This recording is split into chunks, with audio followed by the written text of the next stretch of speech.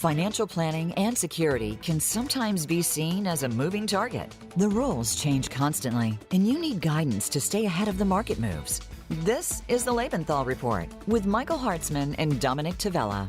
We'll break down the news, trends, and overall direction of the markets, telling you what may be coming next, investment opportunities, and what to avoid. Now, here are your hosts, Dominick Tavella and Mikhail Hartzman. All right, I'm Mikhail Hartzman. Today is Tuesday, September 21st, 2021, and I'm here as always with Dominick Tavella, both on Long Island this evening. How are you, Dom? Good evening, Mike. How are you? I'm very well, thank you. So we've been predicting a little volatility, a little few bumps in the road, air pockets, whatever euphemism you want to use, and here we are. So I know this is like a constant theme. We're like, what are we going to speak about this week? What topics are relevant and important to our clients? And then every week something seems to come up there. And this was a big one. We had a rough day in the markets yesterday. We did, and it was followed by a rough couple of weeks in the market as well, Dom. And last week, the S&P 500 was down a half a point. Dow Jones was down a little bit. The NASDAQ was down a half a point. And half a point on the surface is not a lot, but you get half a point decline a couple of weeks in a row. And now we talk about that steady decline that we've been worried about. Yeah, a line that I've been using is we've been having a melt up where it seems like the markets were going up a quarter point, half a point a day with some intermittent weather in between. But then the last 2 weeks, it's been the exact opposite where from the top to the bottom, it was only about a 2.5–3% correction in the major indices, but we've had 300–400 points up, 300–400 points down, and overall net down. But yesterday, at one point, the Dow was down almost 1,000 points. We saw a little bit of recovery towards the end of the day, net minus 600 and change. But we're sitting now at 4 or 5% off the highs, and that's what we've been talking about for a while, Mike. That we would see this kind of pullback. And what's really always never fails is I get this report every Monday morning in my email box, like you do, from JP Morgan. They call it the weekly recap. And obviously JP Morgan knew the volatility for the last couple of weeks. But the note yesterday morning before the volatility was the S&P has spent 88% of its days without moving up or down more than 1% for most of the year. And you and I always refer to the VIX, the volatility index. And I read something like that, and the contrarian me always goes, uh-oh. When they start talking about how calm things are, here comes the 2x4 to the back of the head. And I'll give you one more indicator, Mike, and I heard at the end of last week, and I swear did an eye roll. The amount of new money coming into the market to buy stocks was just an extraordinary number. And that's obviously people looking at the markets going, oh my God, they've done so great today. I don't want to miss out. And of course, the market came in literally at the top of the market. And we're talking about billions of dollars came in, and then the air pocket, the drop yesterday. And I think we're looking at possibly a week or 2 or 3 of this kind of volatility going forward. It's entirely possible that the news media used some disruption from I think the company's Evercore and the debt that they have as causing the unrest yesterday. Look, that may or may not be true. I mean, that's a real story. It's a real problem.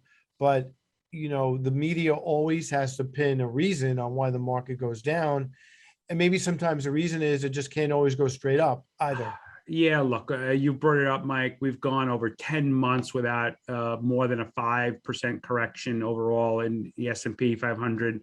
The company, one of China's second largest real estate developer, Evergrande, I think is the name. Evergrande. And I could be butchering myself, my apologies, but they owe $300 billion that they honestly don't have a way to pay back at this point. And, they can't make their interest payments. So it looks like there's going to be a default.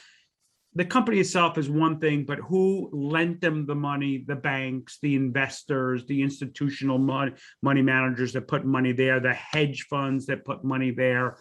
These people may not get their money back, and that creates that cascading effect that might have a global economic issue here. So there's worries, there's concerns. We'll see what happens over the next couple of weeks, but there's a real event out there, and we're trying to pay attention to it. It's definitely a real event. I don't think it's a 2008 financial crisis. I don't think I need to quote Yogi Berra. I don't think it's deja vu all over again, but it's definitely going to cause some unrest. It's definitely going to get some attention over the next couple of days for sure. For sure. And I like to remind everybody, our viewers, our own clients, we've been talking about this time of year being a little wonky, and usually the markets tend to be a little extra volatile. We've been raising cash at least for 4 to 6 weeks at this point. So I think we're in a pretty sound position to handle this volatility. We're going to talk to our next guest and see what kind of input we can get from the professionals in the market. But I think we're pretty well positioned to take care of this bumpiness going forward, Mike. Tonight we have a great guest, Mike Alkhazov, and I'm definitely butchered that last name, and I apologize in advance. But he's a portfolio manager with Dana in Milwaukee. They've been a client of ours, and we've been a client of theirs for many years. And we're anxious to get Mike's point of view, and I'm sure he'll explain to us how to say his last name as well. And our apologies. Let's start with that. So I'm glad you tried it, Mike, and not me, but that's okay. I noticed you're looking at the same thing I have, and you're a smarter man than I am. But we will be right back right after this break with Mike from Dana.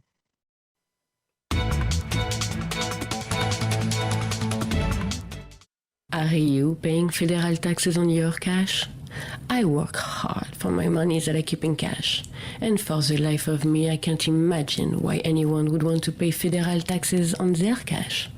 That's why I keep my cash in the Lebenthal Ultra Short Tax-Free Income Fund, symbol LETAX, le tax. Rates on cash are already so low, why pay federal taxes on the interest your cash earns? Remember, it's not what you earn, it's what you keep. The Lebenthal Ultra Short Tax-Free Income Fund, LETAX, may help you earn more on the cash you've worked hard for and keep more after-tax dollars in your pocket. Find out more about the fund by speaking with a Lebenthal Global Advisors private wealth advisor or its sponsor at dcmadvisors.com. For your hard-earned cash, why pay the tax when there's the tax? Lebenthal Ultra Short Tax-Free Income Fund. It's not what you make, it's what you keep. Before investing, you should carefully consider the fund's investment objectives, risks, charges, and expenses. This and other information is in the prospectus, a copy of which may be obtained by calling 800-441-7031. Please read the prospectus carefully before you invest. Investing involves risk, including loss of principal. There is no guarantee that this or any investing strategy will be successful. An investor should consider the investment objectives, risks, charges, and expenses of the fund carefully before investing. The fund is distributed by Ultimus Fund Distributors, LLC, member FINRA. The fund may invest in municipal securities, the interest on which may be subject to federal alternative minimum tax. After the fund buys a security, the IRS may determine that a bond issued as tax-exempt should in fact be taxable. There is no affiliation between DCM Advisors, LLC and Ultimus Fund Distributors, LLC. DCM Advisors and Ultimus Fund Distributors are not affiliated with Lebenthal Financial Services, Inc. or Lebenthal Global Advisors, LLC. Now, back to the Lebenthal Report. All right, I'm Michael Hartzman, back with Dominick Tavella, and our guest this evening is Mike. I'm going to let you handle the last name, but more importantly than that, you are the lead portfolio manager at Dana Investments, and you run the concentrated dividend strategy fund, correct, Mike? Yes, Well, welcome this evening. We're happy to have you. it's my pleasure. Thank you for the invite. You're welcome. So let's just kind of jump right into this. I know you've been doing this a long time like we have. You look at the last 2 days, you look at the last few weeks. Mike, is it business as usual, or do you just kind of rethink your forward projections or is this us kind of that air pocket that Dominick and I mentioned on the open? I think it's the latter. I would say you've touched on most of the reasons we can point to for this, as you called it, an air pocket, which I think is probably the right way to characterize it.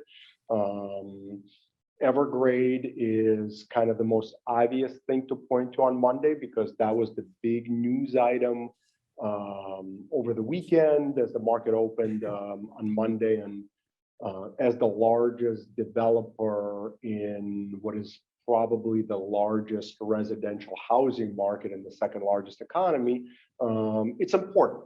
Now, how systematically important, that remains to be seen. Our view internally is that the Chinese central bank is going to take their cues from what all global central banks have done since the financial crisis and certainly through COVID, and prevent any systematic risk to their economies from any problems in the financial system by effectively backstopping some of the companies that have effectively got over-levered and are facing issues. So that's our thinking on Evergrade right now. There's a few other things that I think could be pointed to shed some light on this air pocket. As I'm sure you've read, our friends in Washington are starting to argue over the debt ceiling.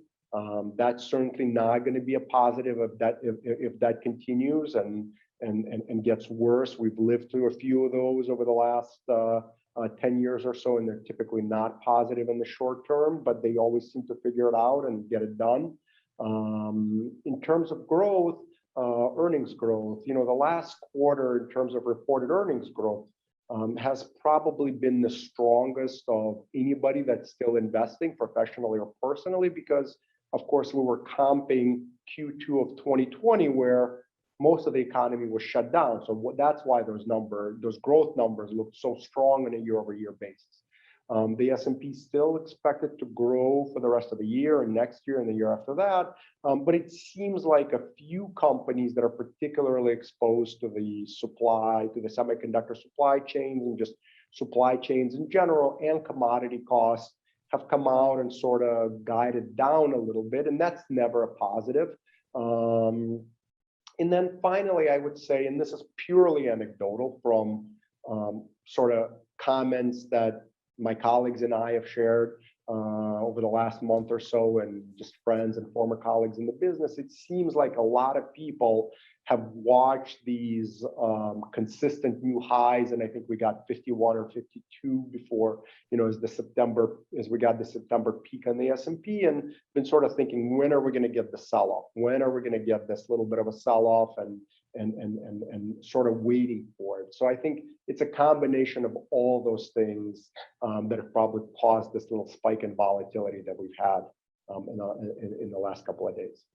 So, Mike, I want to jump right on that point, and maybe more so for our viewers and our clients to understand. So you're a great portfolio manager, just phenomenal track record, and then you get a day like yesterday, and do you kind of revisit your thesis on these stocks and go, hey, everything's fine, I'm just going to let it play out? Or do you actually react to it and make changes in the portfolio? Just give us a sense of how you make those decisions. And are you more going to leave it, I'm going to play it out, I'm going to see how it works out? Or do you react and really make changes to the portfolio? Yeah, so we tend not to trade every day. We tend not to make changes on what, in a greater scheme of things, are relatively small moves. I will say that the changes that we have made, and whether it's the portfolios that I lead or the other portfolios and the strategies, is more of a tiering of where we want to focus. So, for example, if there's names that were getting close to our buy list and they happen to have been marked down by 2%, 3%, 5%, that moves up the buy list or the tiering list. That's really the only change. But in terms of making kind of a knee-jerk reaction or a big rotation, whether it's through sector, it's just not the Dana investment style. We typically don't take a lot of sector bets. We're typically fully invested. It's more on revisiting names that we were sort of looking at and hoping frankly, that they get marked down a little bit so that we can buy them. I mean, that's really kind of the only major change. So a little anticlimactic, but that's sort of where we are. You know, Mike, you mentioned a word before, anecdotal, and I think that's really important. My son yesterday morning, who works for us, when he saw the futures were down, he asked me very seriously, he said, why does the market always go down in September and October?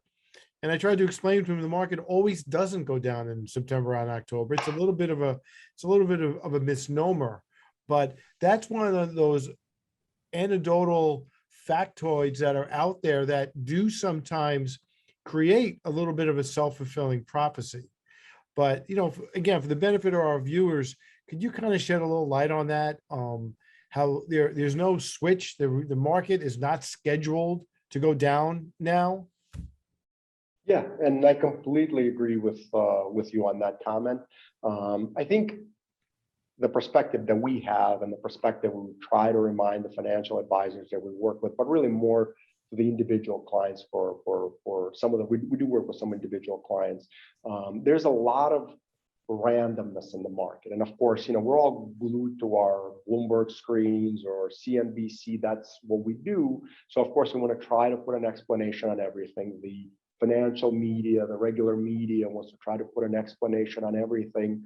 And sometimes there are clear explanations, but from a week to week, even month to month, the reality is, after almost 20 years of doing this, there is a lot of randomness. And you know, one of the examples that I always like to give is, you know, the bottom in the market during the financial crisis, or coming out of the financial crisis, was March 6th of 2009. What was going on March 5th? Does anybody remember? You know, what was it, that one thing that caused it to inflect? You know, the top of the market was October of 07. I think it was October 17th. What was happening on October 16th? Does anybody remember? I don't remember, and I lived those days. So my point is, the market does what it does, and like you said, it's, you know, you want to try to put an explanation, you want to explain it, but the reality is there's just a lot of randomness. But we've seen, and I think, you know, we joke about it being a self-fulfilling prophecy, right? There are a lot of people, a lot of experts that over the last week or month have talked about we're going to see a 5 or 10% correction. Morgan Stanley yesterday, I believe, said they would see a 20% correction. And when you start to hear the big Wall Street firms or the big analysts talking about these kind of corrections, it almost becomes a self-fulfilling prophecy, Mike. And whether it's in individual investors listening to the noise and acting accordingly, or people like ourselves going, I may not be ready to put money to work today, I'll be a little bit more patient. I think some of it does become a self-fulfilling prophecy. Absolutely, Dominic. I would agree with you. I mean, the market is made up of individuals, and it's made up of, you know, there's hard data, but psychology and behavioral is huge. You know, it's and a lot of times, frankly, it's more important than the data. So to your point, yes, it absolutely does, from time to time, become a self-fulfilling prophecy. And I've certainly noticed, you know, things that maybe a month ago wouldn't have even, and we had noise a month ago, but it didn't even bother the market. It seems like good news was good news and bad news was good news. And today we're seeing maybe the exact opposite. And whether it's the China event, whether it's the Fed making some kind of a announcement this week, you know, maybe we're more inclined to interpret it, instead of being positive, and interpret it as being negative. Yeah, our view internally, we don't put out a point estimate on the S&P. We're not strategists. We're investors in individual businesses. Our view internally is the sentiment, investor sentiment around the equity market has clearly been bullish, and the upward and the bias in the market has clearly been upwards. So the question we've been asking ourselves is, if you're an investor that was long equities at the close of trading on Friday, right before they got this little volatility, or at the close of trading on September 2nd, when the S&P had hit its all-time high, has anything changed that would cause you to become less bullish and change that upward bias. And as we run through the things that we will typically look at from a macro perspective, it's hard to point to anything that would change that upward bias. So GDP growth estimates for second half of the year for 2021 are still positive and they're still above trend. They've come in from the really huge numbers that were expected for second half of 21 as Delta has shown up, unfortunately, but they're still well above trend since the financial crisis over the last 10 years. Estimates for GDP estimates for 2022 are still above trend. So that's a plus sign there. And of course, the S&P 500 corporate America is a reflection of that GDP growth. And if GDP is growing above trend, hard for corporate earnings not to grow, not to have a positive growth sign on top of them. So that's a plus. You look at the labor market, incredibly hot, right? We've all read the articles. We've all seen labor shortages. Employers are raising wages to attract employees. Saving rates, while they may be down from kind of the shocking 30% plus rates we saw 6 months ago or 9 months ago, saving rates are still higher than they were pre-COVID. So you have a strong labor market and you have higher saving rates, meaning the consumer is in good shape. And the US is a 70%, roughly 70% consumer-driven economy, right? So that's a plus. Then you talk about valuation. So the market right now is trading at about 21 times forward earnings. By historical standards, that's not particularly cheap if you look at it just that one number.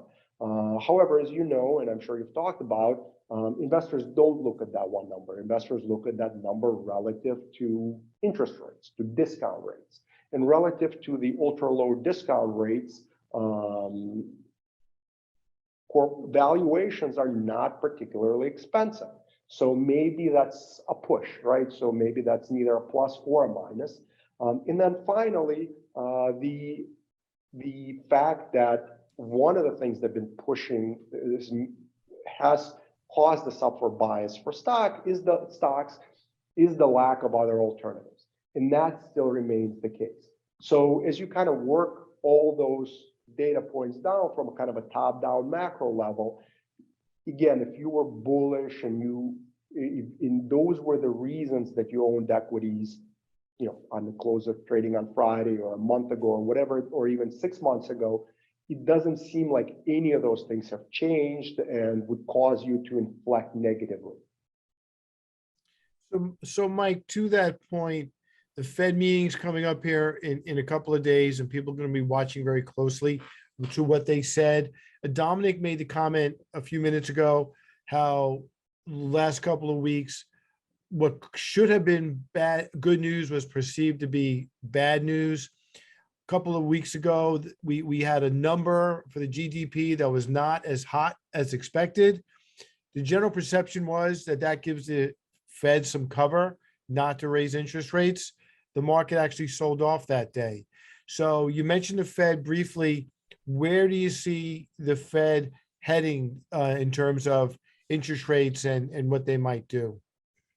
Yeah, so the big last data point was the Jackson Hole meeting. That was, I want to say, August 27th, maybe, if I remember correctly. And just to come back to our earlier point, how much randomness there is in the market.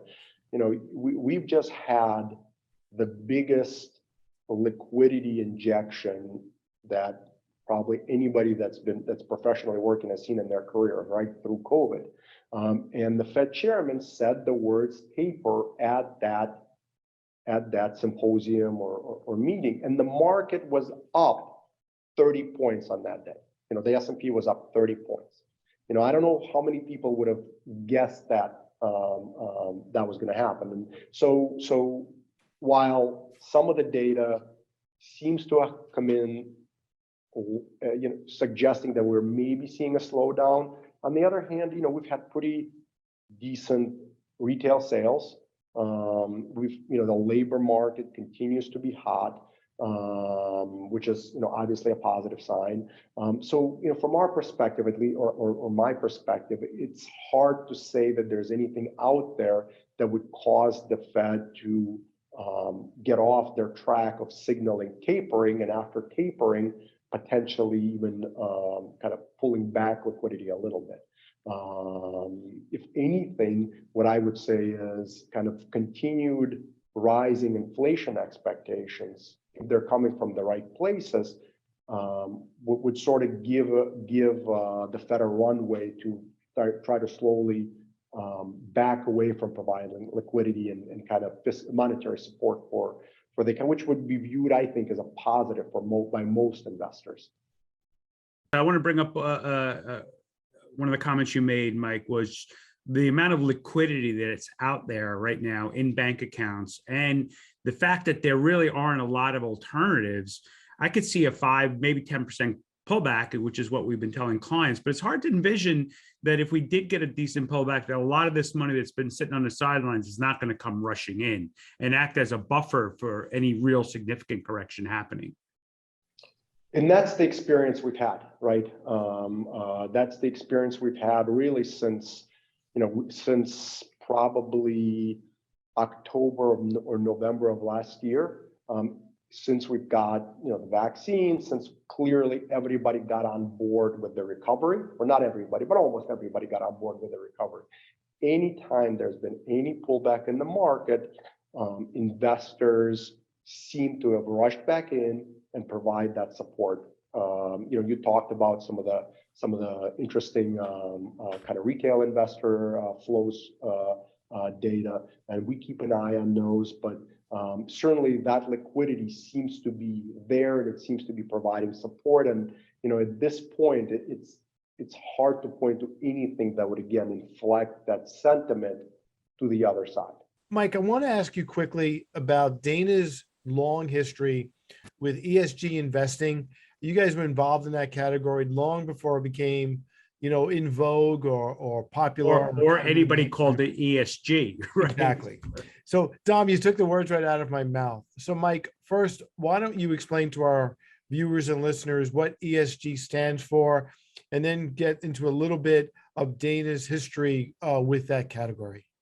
Yeah, absolutely. And thank you for bringing up the topic, because it really one of the things that I would say Dana is a leader at. And as you mentioned, we have track records going back over 20 years. So these are institutional composites or even individual accounts that we've been managing using ESG mandates, both social ESG and even social and religious order ESG, such as Catholic and other religious order, combining the two for 20 years plus. And it really is one of the things that separates Dana and makes us unique, in addition to, of course, all the non-ESG things we do on the investment side. So ESG stands for environmental social governance. And I'll sort of start with the G, because that's typically the easiest thing for investors to understand that haven't been exposed to ESG.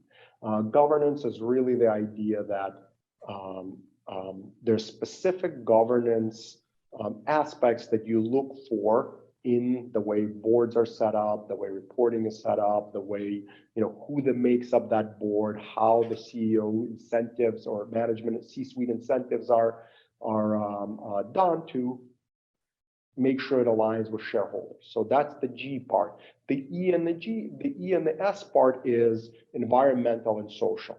Environmental is more, the way we think about it is more of a terminal risk, right? So if there's something, if a company is not thinking about the terminal risk from negative environmental consequences, that's in a lot of ways the same as not thinking about the terminal risk from over-levering your balance sheet. Longer term in nature, harder to pinpoint, but the terminal risk isn't really any different, right? So, and of course, environmental is, if you're a tech company, a software company, that's less of a focus for you than, say, if you're a food processor, a protein processor, or an energy company. So of course, the sector you're in makes the E part more important or less important, right? And then the third part is the S part. That's the social part, and that's probably at least in my mind, the one that has the broadest definition. But it's really the idea that corporate responsibility goes beyond just making the highest return for shareholders and understanding that stakeholders are looking for other things beyond just an absolute financial return. And the idea that if you look beyond the absolute financial return, it'll actually potentially increase your financial returns, if that makes any sense. So, Mike, I became aware of Dana probably 20, 25 years ago for that very reason. I had a client that was looking for a very socially responsible, I think that's what we called them in those days, a place where they could put their money, that at least there was some ethical thinking behind it. And that's how I discovered you guys. And I think what I've learned over all these years is that you can have a good investment that where the company can also be a good citizen, right? And that the two went hand in hand. And in fact, that if you didn't have an oil spill or do something inappropriate for economically, politically with your company, that you could have good returns for the client. So this is kind of a theme that's becoming more and more vogue today. We get clients asking about it all day long, but in fact, it's something that's been around for a very, very long time with a very proven track record. Yeah, and certainly, as you've mentioned, kind of the headlines, the attention, the interest has really increased. And the focus has really increased, but it's been around for a long time. And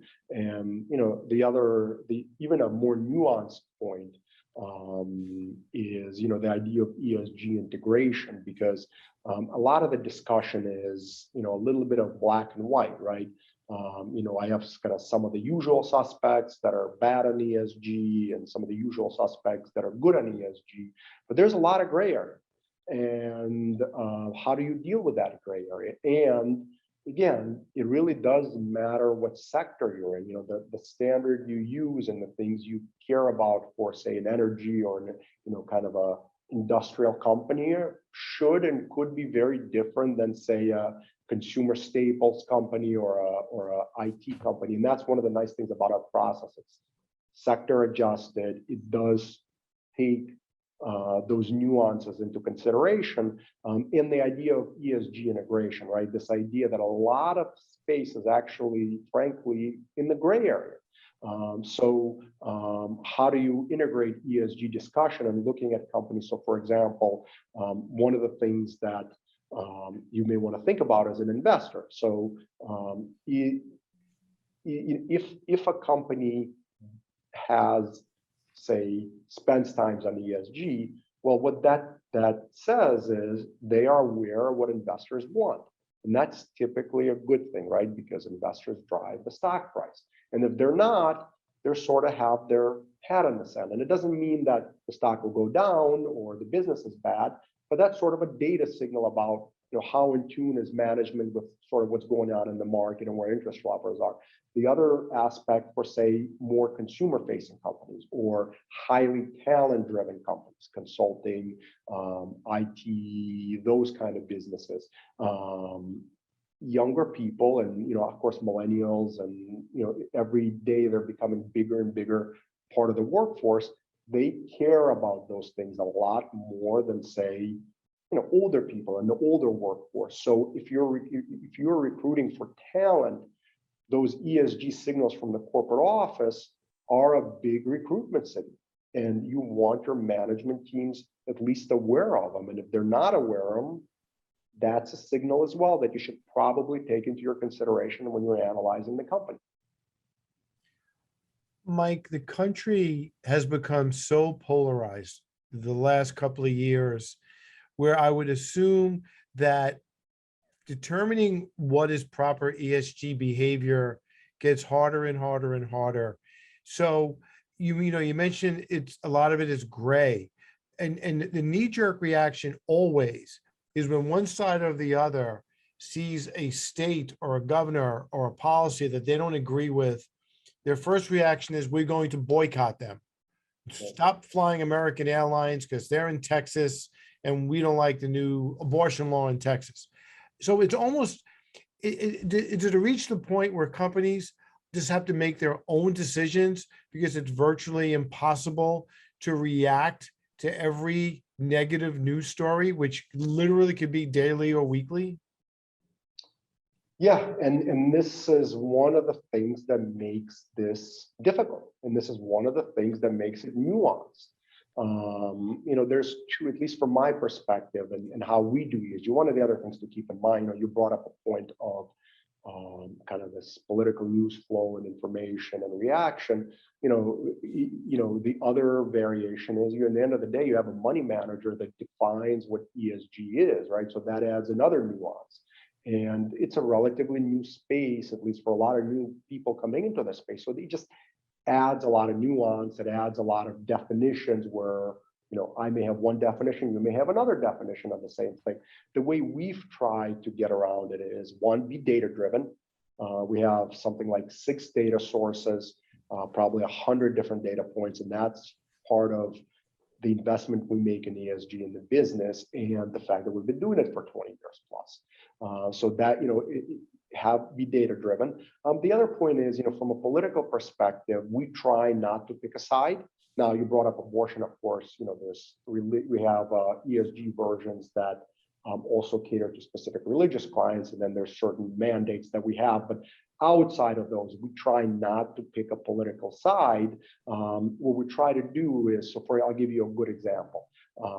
We advocate based on, and we've submitted resolutions at annual meetings about disclosing where the companies are spending their lobbying dollars. We're not telling companies how they should spend what side they should lobby on.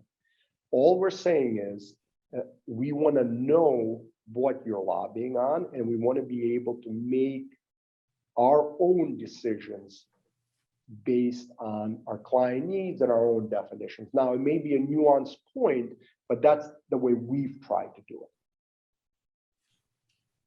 So, Mike, going through this landscape we're living in right now, Mike Hartzman mentioned the political one, but now we have regulatory oversight where, because so many financial services companies are coming into this space, and it really is difficult. That isn't quite black and white defining what ESG is.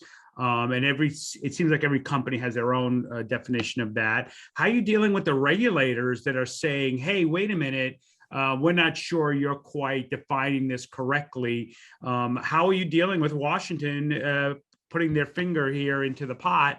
And as a company that's been doing it for 20, 30 years, how is that dealing with it on a daily basis? Yeah, and that's a really great question.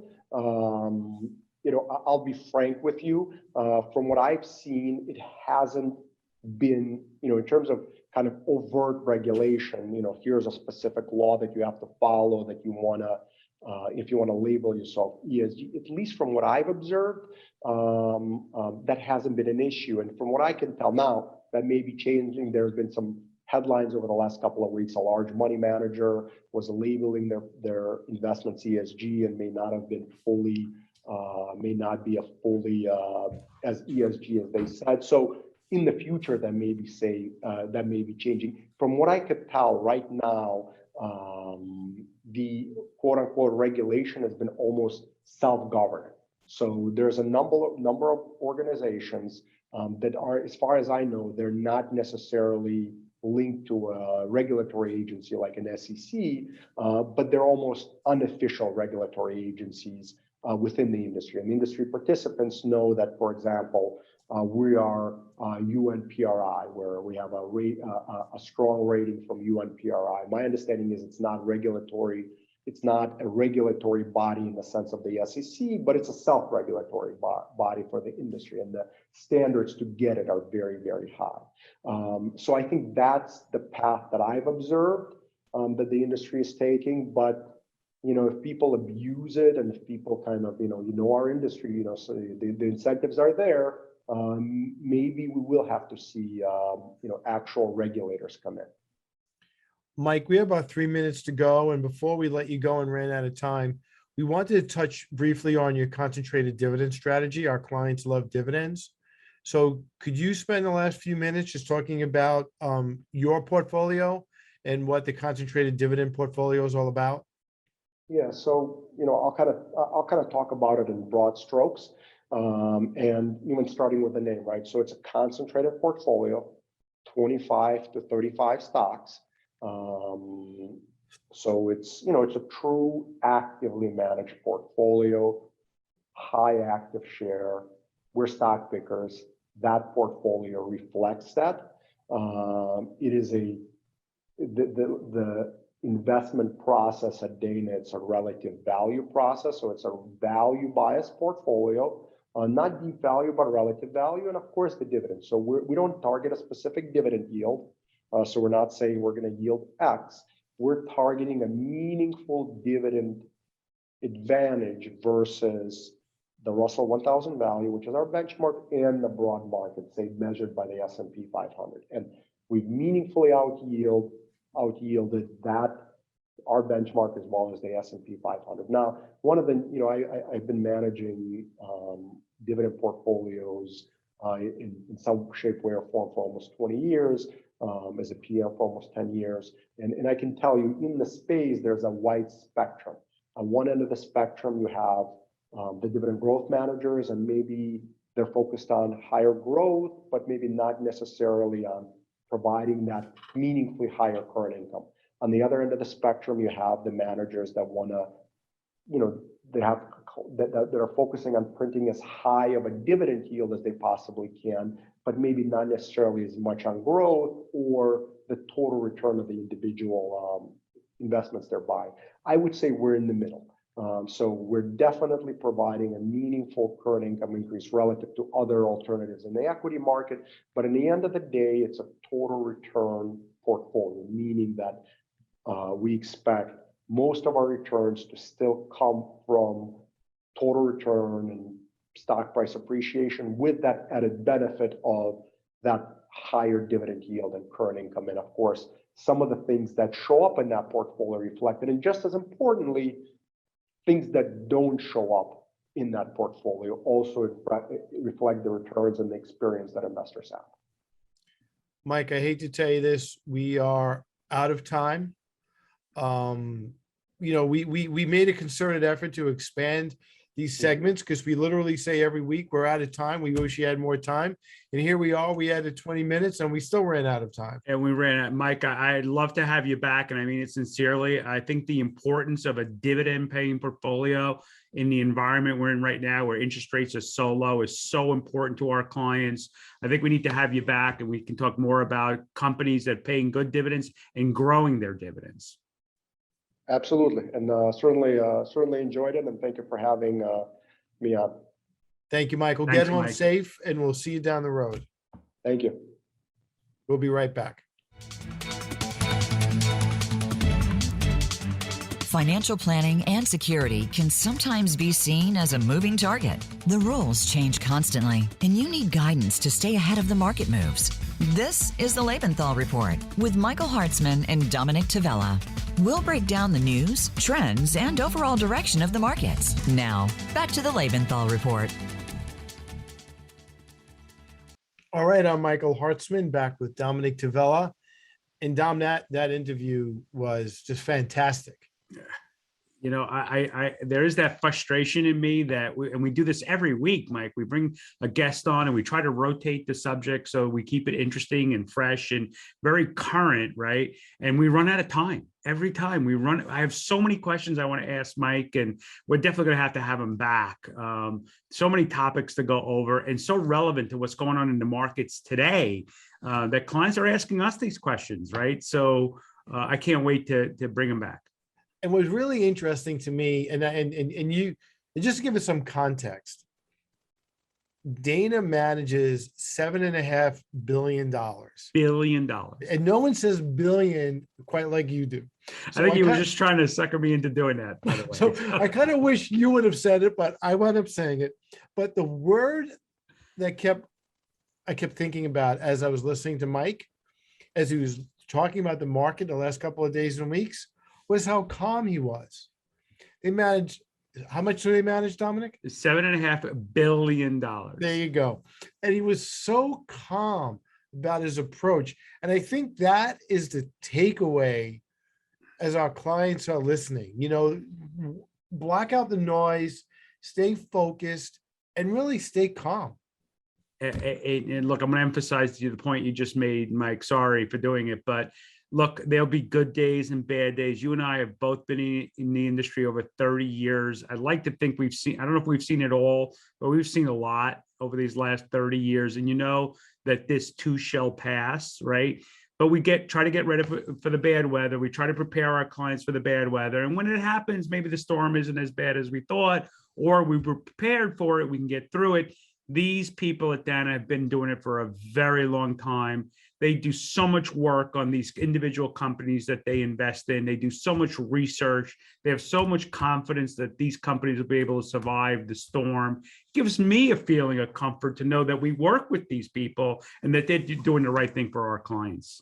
Exactly. And to your point, I don't think we've seen it all, because I know for a fact that a pandemic was on neither one of our bingo cards. No. So, there's always going to be something else out there. And we do get frequently complimented by our clients that we have that steady hand and we don't panic. And the reason we don't panic is we have partners like Dana who could really, calm us down and give us the context that we need to pass along to our clients. And you know what? This is a theme we've also brought up in the past, Mike, and I don't think it hurts to bring it up again. When we have questions, when we have concerns, we reach out to companies like Dana. We reach out to the BlackRocks and the Fidelities and the Invescos, all the major houses on Wall Street, and say, hey, what are you thinking? What are you worried about? What are you planning for? What should we be worried about? And having these experts as a resource for us, I think really helps us do our job. I'm glad you mentioned that, because we have some really great guests lined up over the next couple of weeks. Next week, we have Mark Paris, who I believe runs the entire municipal, if not the entire fixed income complex at Invesco/AIM. And believe me, you'll get to use the word billions again when we have Mark on. And we're gonna have a show on elder abuse. We're gonna have a show on Bitcoin. We have guests coming up from Franklin Investments in a couple of weeks. So yeah, we've really tapped in to a lot of the resources that we have, and really excited, Dom, not only about the show we just did tonight, but about a few of the shows we have coming up in the next couple of weeks. And I'd like to remind our clients and our viewers that this is the foundation of why we created the podcast, because we were having these conversations with these industry experts every week, and we were involved in that kind of communication back and forth. And I think it was your idea, Mike, why don't we bring this to our clients so they can experience and hear what we're experiencing, what we're hearing live. Exactly. And next week, we are going to focus on the municipal bond market. It's really super important as it relates to interest rates, as it relates to potential tax hikes coming up in the next couple of months or years. So next week's show should be just as lightning as tonight's was. And I imagine that this week's volatility will be the subject of next week's opening commentary. So hold on tight. We have a couple of more days, I think, of this, maybe a week or two, but we're prepared and we're looking forward to dealing with it as we go. So on that note, my friend, we are out of time. Again, you stay safe, and we will see everybody down the road. Good night, all. Good night, everybody.